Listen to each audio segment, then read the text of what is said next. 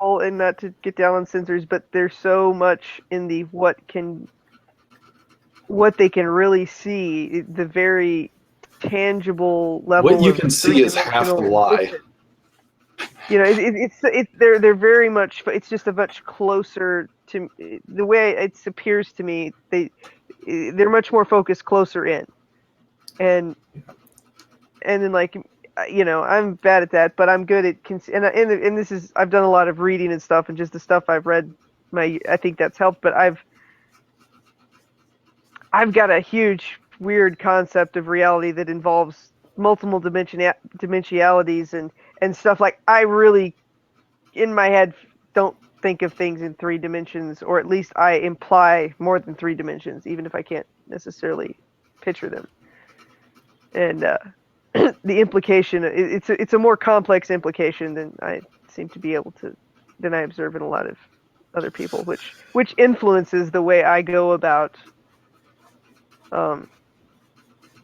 trying to define these, especially that divine or a noble or whatever thing. And so I actually find it a lot harder to pin things down than most people seem to. They're like, well, this. And I'm like, that's based on an extremely limited perspective of reality. So what? Would you say that you pin more according to orders of magnitude?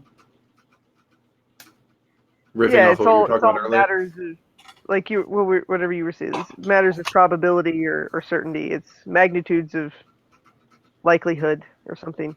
Yeah. Everything is magnitudes. It's nothing's certain. Not even reality. That I think that's a differentiate. Like I don't even consider physical I reality. wonder. I wonder if it's a sort of. I wouldn't say it's necessarily just an intuitive thing, but I kind of feel like it is more of an intuitive bent to just be born with a sort of sense of like an almost willingness that if somebody were to be like, "Hey, this shit isn't real, or it's not the only thing," you'd kind of be like, "Okay, let's check out that other thing." Like a sort of willingness to like less of an attachment to sensory reality than perhaps the sensors, which maybe sounds obvious, but I think Yeah, less of a dependency on it. yeah. Maybe that's a good way to put it. But certainly I mean, not I like relate if to you were that to concept a lot. like if you were to take it away, like I'm sure the idea of dying and not existing bothers some people. But I think moreover, it's like the idea of being bereft and without the sensory environment. Intuitives would not like that because you'd want it to be replaced with something else. But as long as there's that connecting thing that it's like, okay, what can we latch our intuition onto? Then there's, I think, less of a worry with the sensory environment if there's a sense that there might be some other aspect or some other grounding factor. Yeah, yeah. I see it because I have kind of a personal internal concept of separation. I mean, my concept of like self with regards to mind and body. There's a it's not a real whole unit there. There's a separation, Yeah. and it goes. Like, I tie it into my kind of like it works in my multi-dimensionality kind of concept, but I yeah, have this, like, I'm somebody who has the sense that if I were to die and my body were just like destroyed, like I'd just sort of be ejected from my physical core and I'd be like, oh fuck, and I just sort of go floating. Like that's just sort of yeah. Like like I almost I have a wouldn't have the concept sense that's of like go ahead. I wouldn't have the sense of like that I was gonna end, just more that I would be displaced. Well, my personal like kind of like is that the mind is almost a separate dimension because, and honestly, that's the only way it makes sense to me. And if you Uh, imagine an extra like it exists and it's the anchor point is the body. That's the wormhole basically. And then you look at then I look at it analytically and I go, well, the body's clearly a machine. It's clearly a linear machine, in fact, which a lot of people I find they collapse that and they go, well, then nothing exists beyond.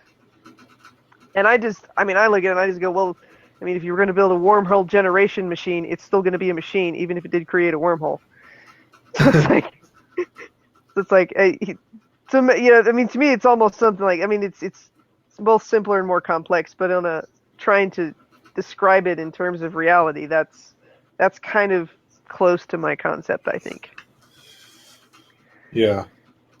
And but yeah, I have a real hard time like tying the two together existentially. Like I don't have a huge like existential connection to my body. Yeah. I kind of do. Like when it starts freaking out and it starts overriding. And that's also when I get the most worried. Like when I feel the most animal and in my body is like when I get the most weirded out.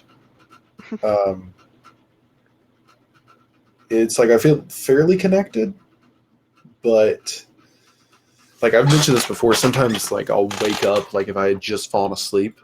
Like there's something about like sleep patterns that it's like I just fell asleep and I think it kicked into gear something in my brain.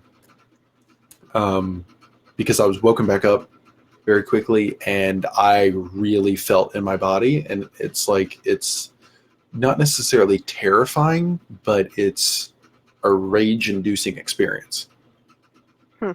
It's like I was in my body, I wanted to sleep. It was like the animal instinct, I want to sleep. People were making noises, there was conflict, there was like, and by conflict I mean like there was existence. That was the conflict. And I mean, like straight up, it's like I was thinking to myself, like there were just images in my mind of like different people around my house making noises and then me just like sort of caving their skulls in with a hammer, just to get the noise to stop. And I was like, as I was having the thought, I was like, that's kind of fucked up. But it's like I've mentioned this before. It's like I woke up and like breathing was offensive. And by offensive, I mean like I would breathe in. It wasn't that I was smelling anything wrong. Smelling, like breathing was painful, but not in the sense of pain. It wasn't actually generating... I kind of think I get what you're saying, yeah. Yeah, it wasn't actually generating pain. It was, as I said, rage-inducing in some way. It was like generating some sort of a... I don't know if it was necessarily by itself a dissonance or something like that, but it was just like, in that moment, I was much closer to being an animal, or in my animal body, and that's not as nice of a guy.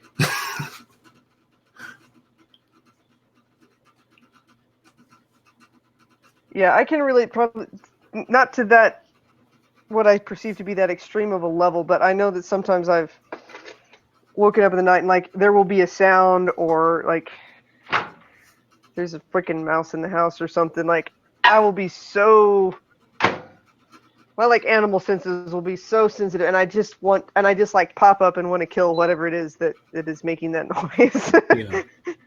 Usually, then I'm very frustrated because I can't. I'm like, it's just the window like rubbing on the side of the house, or it's like the blinds or whatever it is, and it's just like Yeah. But it's like, I could go to sleep with all these sounds, but there's a certain point that if I wake up, it's bad. I usually have to go like drink a couple of shots of something to go back to sleep. It's like, okay, I require whiskey in order to go back to sleep, because I will never go back to sleep in this state. Yeah.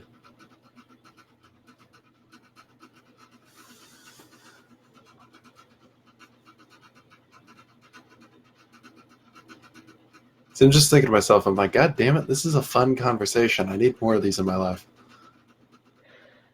Thinking similar thoughts. I'm like, this is most enjoyable. Yeah.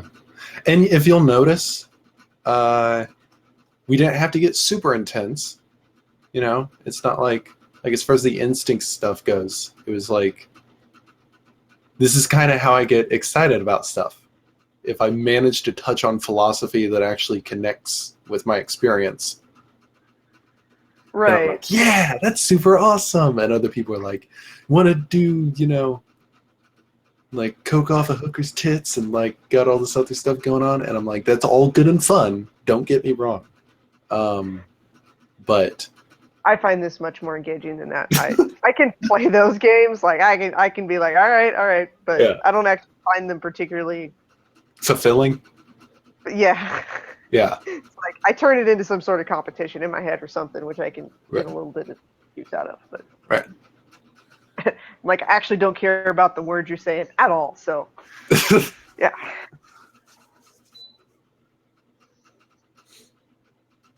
Yeah, the problem with these conversations, they take a long time, but that's one of like the coolest things about this podcast. Like, what we can't is like carry on for like 4 hours talking about mysterious philosophy, Right.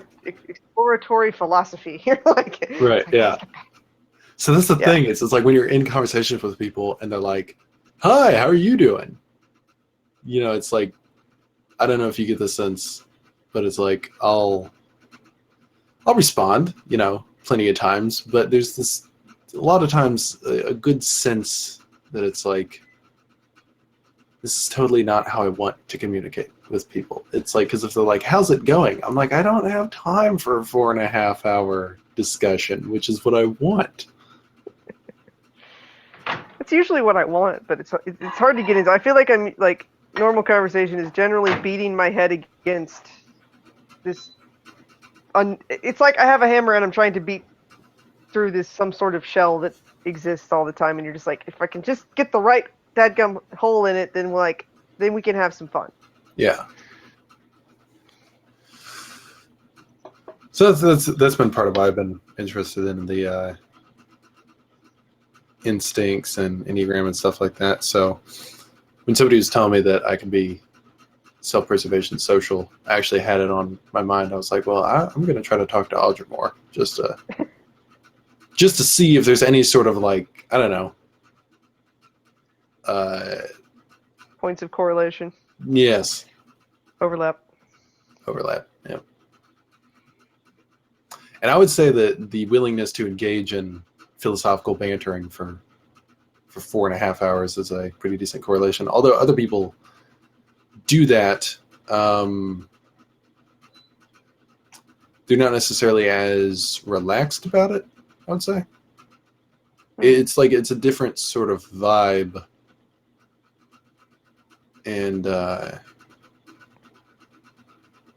don't know. I'm not sure exactly what all contributes to it. This is me trying to pin shit that I think I'm experiencing it's too fresh.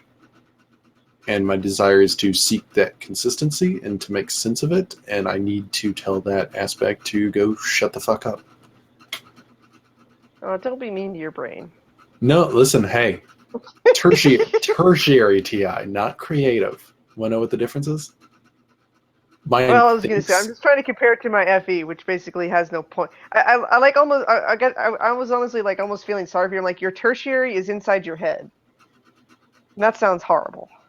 My tertiary, like, basically has no purpose inside my head, so I just basically tell it to go. Just like, you're not needed here.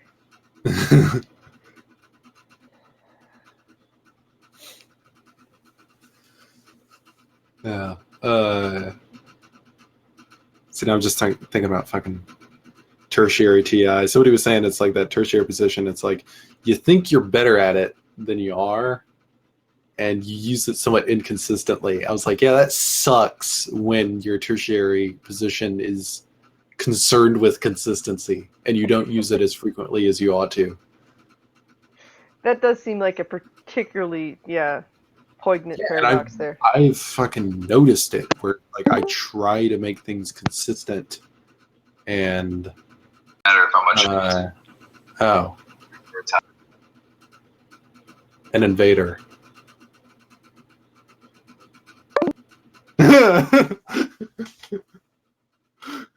That's one thing that I don't mind sometimes. Like if I happen to get into a conversation with somebody. Oh.